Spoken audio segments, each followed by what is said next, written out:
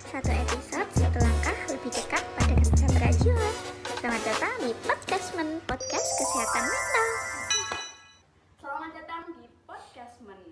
Kali ini saya, Nadine Elisa, akan membahas bagaimana para pelaku seni, khususnya remaja, dalam mengelola stres saat menghadapi materi-materi rincian gamelan, tidak hanya dari tekanan teknis, tapi juga tekanan mental. Mari kita telusuri strategi coping apa yang membantu proses berkesenian menjadi lebih sehat dan menyenangkan.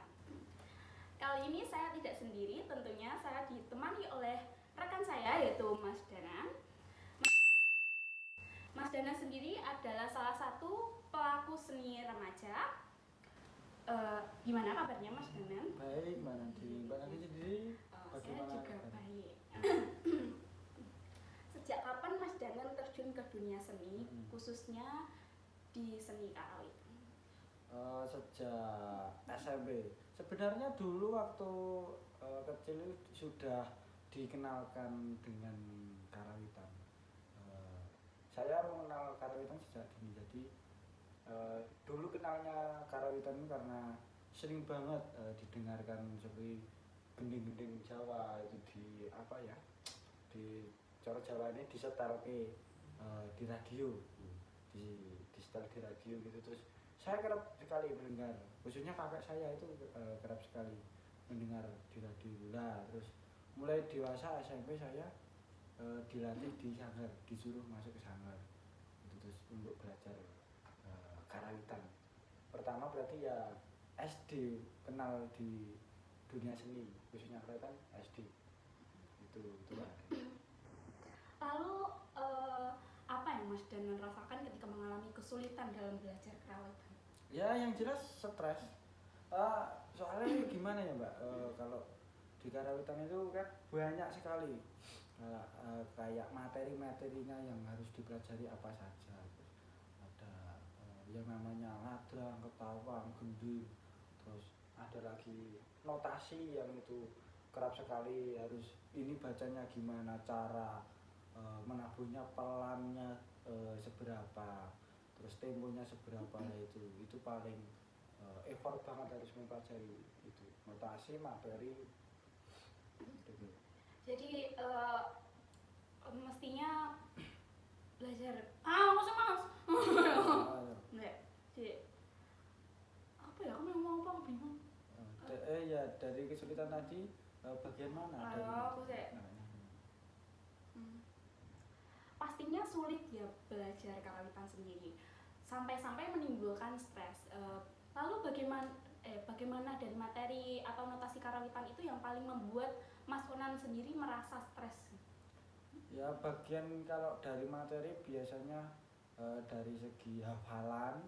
Terus kalau dari materi itu hafalan, kalau gending ini itu biasanya disajikan jalan sajanya bagaimana itu biasanya itu. Terus kalau dari segi notasi itu yang itu tulisan itu yang dibaca untuk ditabuh itu biasanya yang saya sulitkan itu cara bacanya itu kan harus cepat, harus lah itu kadang saya agak lambat memang temponya harus dari pelan dulu baru bisa kayak teman-teman kan biasanya kalau ada notasi langsung gini bisa. Aku harus dari pelan dulu memang ekstra banget kalau dari notasi itu guys yang paling bikin stres itu. Teman-teman udah apa selesai semua sini baru baru mempelajari notasinya gimana, memahami. Jadi tekanan saat latihan itu biasanya datang dari mana sih Mas? Ataukah dari target latihan atau kelompok mungkin atau teman-temannya atau malah justru dari diri sendiri? Yang jelas banyak sekali Kak. Dari target juga ada, dari kelompok juga ada, dari diri sendiri ya itu tadi. Dari diri sendiri kan saat latihan ya yang lain sudah sampai apa, yang saya sendiri baru sampai gini lah itu dari diri sendiri. Kalau dari kelompok biasanya itu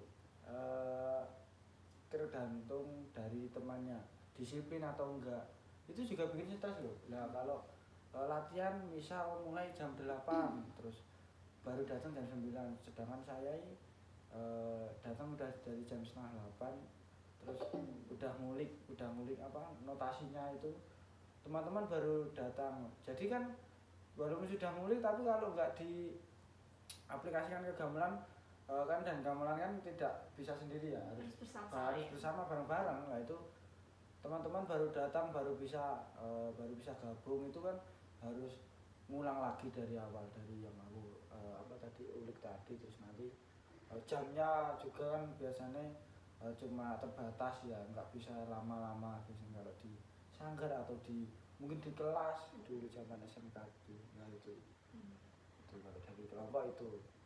Jadi menurut Mas Danang sendiri, strategi apa yang Mas Danang lakukan untuk menenangkan diri saat stres? Nah, yang jelas biasanya kan ada sesi apa ya, istirahat seperti isomala itu saya gunakan untuk itu apa ngedem ke pikir, kalau bahasa Jawa itu apa ya, Mendinginkan pikiran. mendingan pikiran lah itu, mendingan pikiran. Jadi misal yang lain pada makan ya pada sholat, ya aku juga tetap sholat tapi habis sholat bentar kayak memahami materinya, terus dengarkan musiknya. Itu biasanya malah aku lebih rileks gitu. Kalau enggak digituin malah menjadi apa, ganjel banget di pikiran.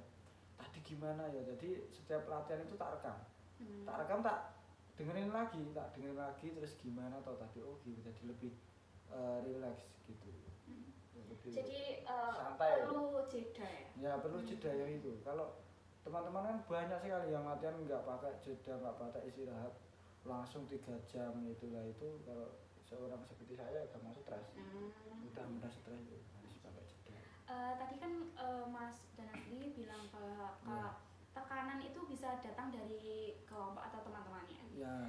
Jadi menurut Mas Danang sendiri, seberapa efektif ya diskusi dengan teman ataupun kelompok dalam mengurangi stres itu?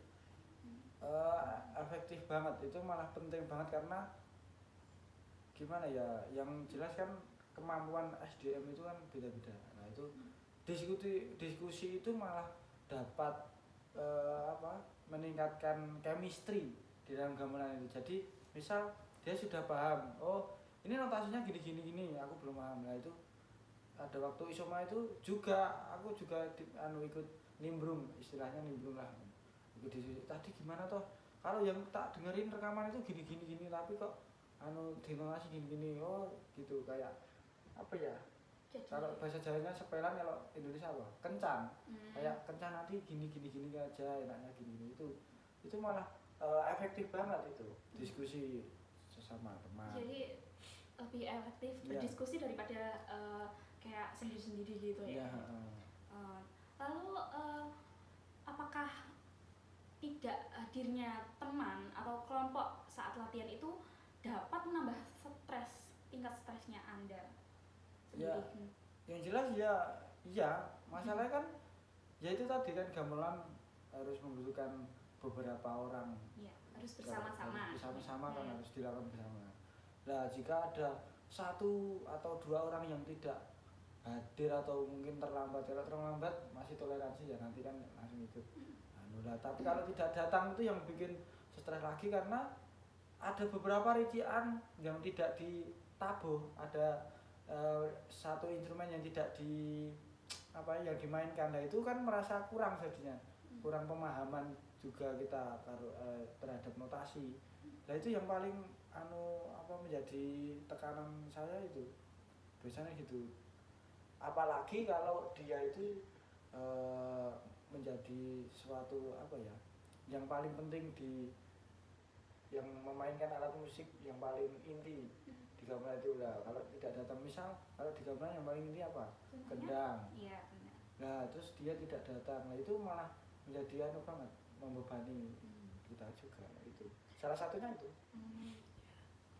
Dari tadi kan saya kesini melihat Mas Danang sendiri sering ya mendengarkan rekaman gamelan. Menurut Mas Danang, mendengarkan rekaman gamelan itu apakah salah satu cara untuk mengurangi kecemasan Mas Danang sendiri? Jelaskan. Bisa mengurangi kecemasan. Jadi walaupun ya misal ini mau pentas gitu, mau pentas dan tinggal beberapa jam, aku menyempatkan waktu untuk dengerin rekaman gending atau yang saya sukai. Itu untuk menambah mood ini. Terus dengan cara ya itu tadi, nggak harus materi yang nanti akan disajikan ya, pokoknya ya sembarang lah, bebas pokoknya nanti dengerin gitu karo mesin gini-gini. Nah, nanti bisa menambah tingkat kepedean juga.